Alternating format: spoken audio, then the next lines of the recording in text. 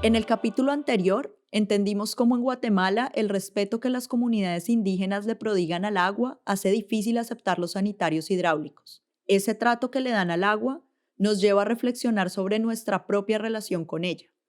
En este capítulo veremos cómo los valores comunitarios también juegan un rol importante en la administración y uso de los bienes comunes. Esto es Entre dos aguas, una serie que explora la vida del agua y el agua en nuestras vidas. Aquí empieza el capítulo 4. Un vasito de agua no se le niega a nadie. Desembarcamos ahora en Paraguay, en medio de los bosques del departamento de Caguazú, ubicado en la región oriental del país. Estamos tomando una carretera sin pavimento que se convierte en barro y lodo cada vez que llueve. Vamos atravesando campos de cocoteros viejos, seguidos por parches de selva. Pero a medida que avanzamos, el verde de esta selva da lugar a otro verde, el de los cultivos de soja o soya, muchos de los cuales se extienden por kilómetros y kilómetros. Y el lugar nos recibe con olor a jazmín y a melón. Es aquí donde nos encontramos con Miguel. Mi nombre es Miguel Armoa, soy realizador audiovisual y llevo más de 10 años produciendo documentales y videos con comunidades y organizaciones sociales. Gracias, Miguel, por recibirnos. Te seguimos. Bueno, como decimos aquí, tapemueje por aité, que en guaraní quiere decir bienvenidos. Y lo recibo saludándolos en guaraní, que es uno de nuestros idiomas oficiales de Paraguay. También les invito a tomar un rico tereré, una bebida típica que nos gusta compartir en familia y con amigos. Para quienes no la conocen, les cuento que es una infusión de yerba mate, muy refrescante, que nos encanta tomarla bien fría. Mientras se toman el tereré, recorremos un poco por la zona. No sé si lo habrán notado durante el trayecto por la ruta, pero una de las características de esta región es el color del suelo. Esta tierra es colorada. El suelo tiene muchas tonalidades rojas. Eso es por la descomposición de un tipo de rocas que son muy pero muy antiguas. Y por eso mismo, este es uno de los suelos más fértiles del mundo. Y habrán oído también el sonido de las cigarras y de las aves. Aquí hay xogú, pitohue, tahuató, urutaú, teteu o terotero, como le decimos aquí. Pero también hay gallinas, y al fondo se escucha el ganado. Y aquí quiero presentarles al profesor Marcial González. Él trabaja en una escuela rural y conoce muy bien esta zona. En el territorio en donde estamos asentados es eminentemente agrícola. Los pobladores se dedican específicamente en la agricultura y la ganadería. Existen bosques, variedad de animales domésticos. También zonas boscosas y el lugar es muy tranquilo. Cada una de las familias tiene su chacra, detrás de su casa, trabaja su tierra y cultiva sus propios productos. Hay una gran variedad de cultivos. Los que más se producen en la zona es la producción de mandioca, maíz, sésamo. En la huerta se produce tomate, morrón y sandia.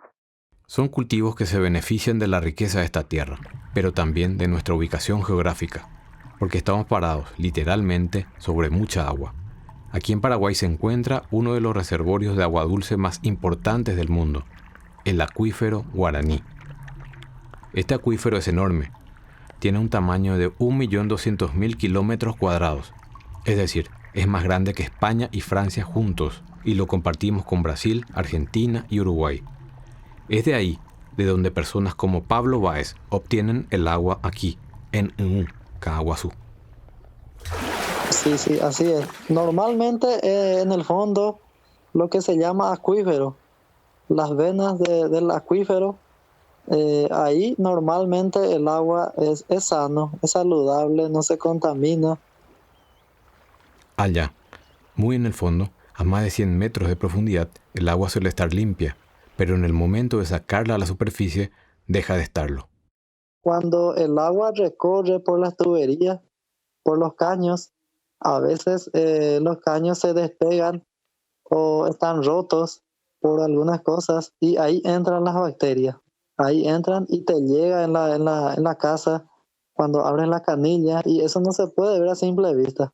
Pero cuando el agua tiene cloro, eso se desinfecta al instante. Con los sistemas de agua corriente también llegan los tratamientos del agua. Lo que más se utiliza es el cloro.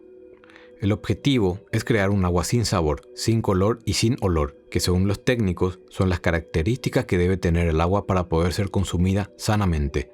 Pero cualquiera de nosotros sabe que el agua sí que tiene sabor, color y olor, incluso después de ser tratada. Por ejemplo, si viajamos a otro lugar y tomamos agua potable, podemos comprobar que no tiene el mismo gusto como el agua que tomamos en casa. En las comunidades rurales, la gente está muy acostumbrada a los sabores y olores de su agua.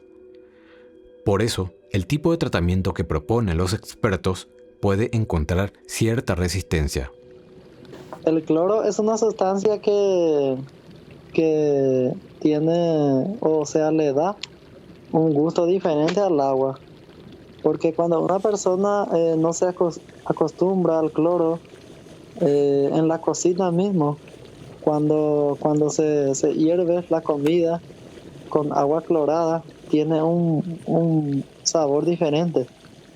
Y cuando uno toma el agua así en seco, tiene un gusto que uno no se acostumbra de eso y le crea algunas náuseas, digamos.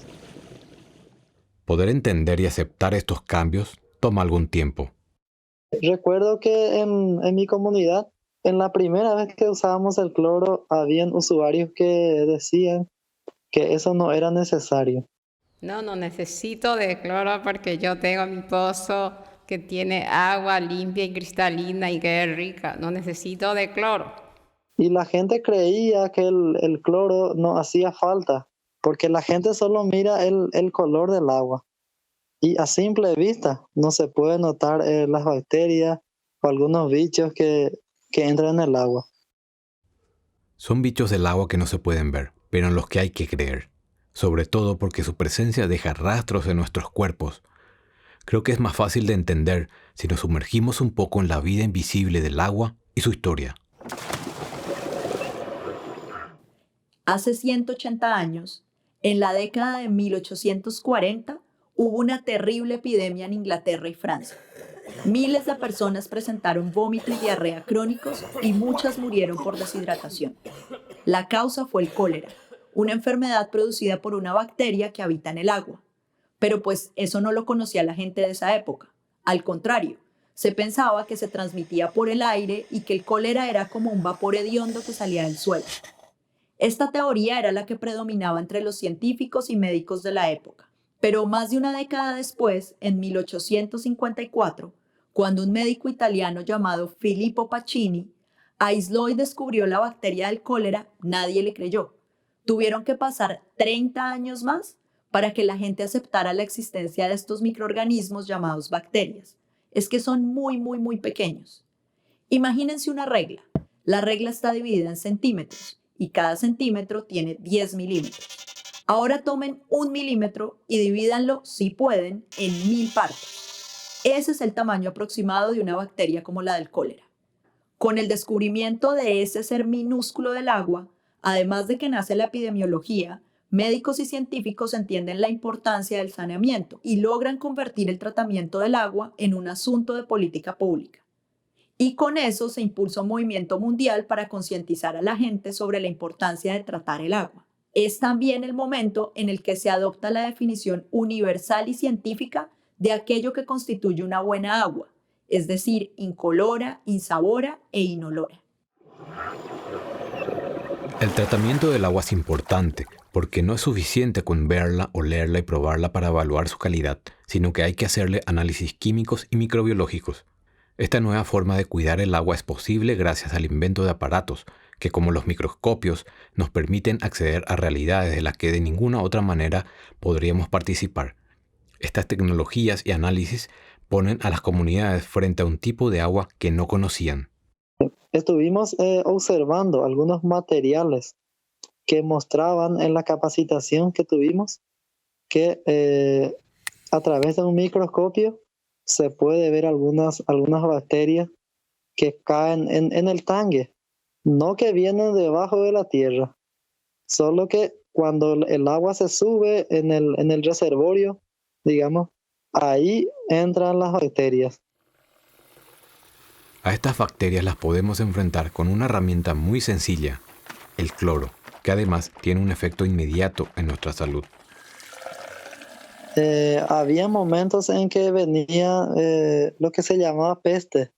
Algunos le dicen peste porque los niños de 5 o 6 años hasta 10 años tenían diarreas anteriormente. Tenían diarreas y algunos dolores estomacales. Pero eso, a diferencia del tiempo, después del cloro, estuvimos dándonos cuenta de que eso estuvo disminuyéndose.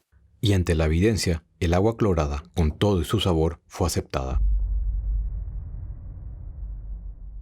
Y eso requiere de una formación, de una capacitación, de un conocimiento del cloro, qué es el cloro, para qué sirve el cloro. Y después de ese proceso, la gente distingue que el agua ya tiene cloro y que es bueno por su sabor. Y seguramente se preguntarán, ¿cómo se sabe cuánto cloro ponerle al agua? Pues es un tema que se está tratando de unificar por medio de unas organizaciones que aquí en Paraguay se llaman Juntas de Saneamiento. ¿Y qué son las juntas de saneamiento? Son organizaciones comunitarias con personería jurídica constituidos por el SENASA. El SENASA es el ente público encargado de proveer infraestructura de agua y saneamiento para comunidades rurales y pequeñas ciudades. Es el encargado de construirle toda la infraestructura y luego les entrega. La infraestructura es de las juntas y ellas son las encargadas de operar y administrar los sistemas. Ella es Carla Torreani, experta de lazos de agua, y en este audio está explicando el tema de las juntas de saneamiento en una charla que ofreció para Gramo Ideas. Estas juntas de saneamiento, entonces, para poder conformarse, grupos de vecinos se organizan, se unen, eligen quiénes van a ser sus autoridades, realizan todas las gestiones y todo el protocolo necesario para poder formalizarse, se capacitan en cuestiones técnicas y administrativas. Y dentro de esas tareas administrativas deben ponerse de acuerdo en las reglas sobre el uso del agua y el cuidado de la infraestructura. Esto último es súper importante porque esa infraestructura necesita mantenimiento. El sistema tiene que funcionar diariamente. Consume energía eléctrica, se usan cloro, también a veces cuando se reparan los caminos, acá a veces hay caños rotos por el camino. Y se necesita un pequeño fondo. Ese fondo se crea a partir del pago de una tarifa que deben realizar los usuarios. Y de ahí surgió el conflicto, porque habían varios usuarios que decían que esto tenía que ser gratis, que el Estado tiene que pagar todo, esto que aquello. Si el agua es un derecho, ¿por qué se debe pagar por ella? Se preguntan muchos. Sobre todo porque antes del agua potable la podían obtener gratis de los pozos y los ríos. Ese es un cuestionamiento que se hace la gente no solo aquí en Paraguay, es un tema de discusión a nivel mundial. Creo que para entenderlo mejor podemos hablar con dos expertos del tema. El primero es Ernenek Durán, director del programa Lazos de Agua. Sí, el agua evidentemente es gratis. Si tú vas y la buscas en un río, en un pozo, es gratis. Pero cuando el agua llega a tu hogar, se convierte en un servicio. Y ese servicio pues tiene un costo porque los sistemas se van a descomponer en algún momento. Va a haber que cambiar una pieza. Tienes que pagar a la persona que opera el sistema. Y el segundo es Sergio Campos del Banco Interamericano de Desarrollo. A veces se interpreta que el agua es un derecho humano a que no tiene que pagarse, lo cual está equivocado, porque incluso los principios del derecho humano establecen la asequibilidad. Tiene que haber subsidios para las gentes pobres, pero todos tienen que tener agua, ¿no? Es decir, que el agua es al mismo tiempo un derecho y un servicio. Pero como nos contó Pablo, no es fácil convencer a las comunidades sobre la importancia del pago. Esto es un problema porque además de fijar tarifas, alguien de la comunidad tiene que encargarse de cobrarle a sus propios vecinos. Una situación que el ingeniero Santiago Vélez, a quien ya han escuchado, describe en estos términos. Uno de los mayores problemas que enfrentan los acueductos rurales es que son administrados y gestionados por la misma comunidad. Y cuando se enfrentan a los morosos, digamos que ese es el mayor problema, enfrentarse a los morosos, porque los morosos son sus vecinos. Entonces, yo cómo sanciono a un vecino. Es como la gran dificultad que encuentran los acueductos, porque es muy difícil yo cortarle a mi vecino, a mi amigo, con el que se junta mi esposa, mis hijos, con el que comparto momentos de ocio, irle a cortar el agua porque no ha pagado. Es completamente como salido de cualquier dimensión en una comunidad. ¿Yo cómo voy a afectar a mi vecino? Por eso, uno de los principales esfuerzos en las intervenciones de arte social ha sido que la gente sienta que los sistemas de agua les pertenecen, que son un bien común y que a través de su pago están beneficiando a la comunidad entera. Es un trabajo que se ha enfocado en las nuevas generaciones. Al principio se creyó que tenían que ser personas adultas, y en aquel entonces yo era el único joven que integraba la Junta de Saneamiento. Pero luego en el proceso nos dimos cuenta que era muy importante involucrar a los jóvenes para que fueran futuros miembros de la comisión, porque cuando solo integran las personas adultas, luego no hay quienes les puedan reemplazar. El trabajo con los jóvenes es fundamental porque representan el cambio generacional en las juntas, tienen ideas frescas y su capacidad de innovación les convierte en actores fundamentales. Me llamo Brisa Aldana Rojas, tengo 18 años y mi grupo se llama Jóvenes Unidos por el Bienestar de la Comunidad. Nosotros, por ejemplo, hicimos reunión que se trataba sobre el lavado correcto de las manos y también sobre el pago de tarifa. Es muy importante pagar por el servicio, pero la gente no ve como algo primordial el pago de tarifa. O algunos piensan que paga por el agua y eso es incorrecto porque realmente se paga por el servicio. Los jóvenes son la clave para romper estas prácticas de no pagar. Lo están haciendo a través de intervenciones en sus comunidades en las que apelan al teatro y la radio comunitaria, pero también a las nuevas tecnologías. Y aquí es donde el colectivo del que hago parte entra en juego. Nosotros somos un grupo de cineastas y artistas del audiovisual, y con nuestro acompañamiento los jóvenes de estas comunidades realizaron una serie de videos animados en los que ponían la importancia de lavarse las manos, tratar el agua y por supuesto el pago de tarifa. La técnica que empleamos se llama stop motion, pero dejemos que sea una joven de 25 años, colega mía, quien les cuente en qué consiste esto. Ella es Yasmina Zamudio. ¿Qué es el stop motion? Es la animación foto por foto. O sea, yo saco una foto y muevo un objeto. Quiero que se mueva este sacapuntas de acá para allá, entonces grabo toda la acción del movimiento, sacando foto, moviendo despacito, sacando otra foto, moviendo despacito, hasta terminar. A través de estas animaciones y otros proyectos de arte social, los jóvenes empezaron a tomar su lugar en las comunidades y a participar en las juntas de saneamiento. Nos ayudaron bastante porque gracias a ellos nosotros llegamos a tener reuniones con la comunidad y la gente de la comunidad ahora nos tiene más confianza, pero no al 100%. Claro, es un proceso que toma tiempo. Ahora en época de pandemia hemos tenido que adaptarnos al mundo virtual y trabajar a distancia, o lo estamos intentando, ya que en el campo no siempre es fácil que los jóvenes tengan acceso a internet o a herramientas tecnológicas. Ojalá puedan ver algún día estas creaciones, y si se animan, vengan a visitarnos. Así será, Miguel. Gracias por esta inmersión en la ruralidad paraguaya.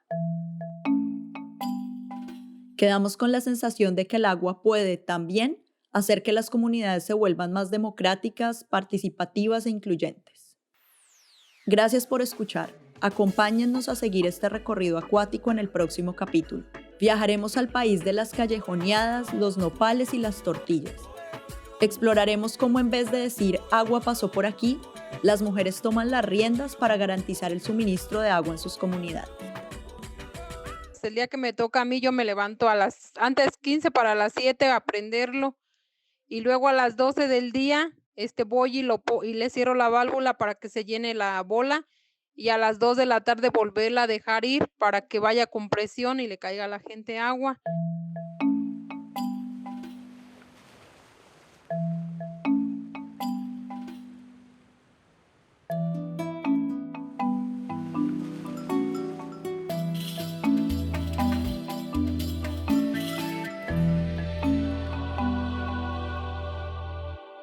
ICUA, implementado por la Fundación Moisés Bertoni en colaboración con el Servicio Nacional de Saneamiento Ambiental, SENASA, es el proyecto en Paraguay de Lazos de Agua, programa del Banco Interamericano de Desarrollo, Fundación Coca-Cola, Fundación FENSA y Fundación Wandrop.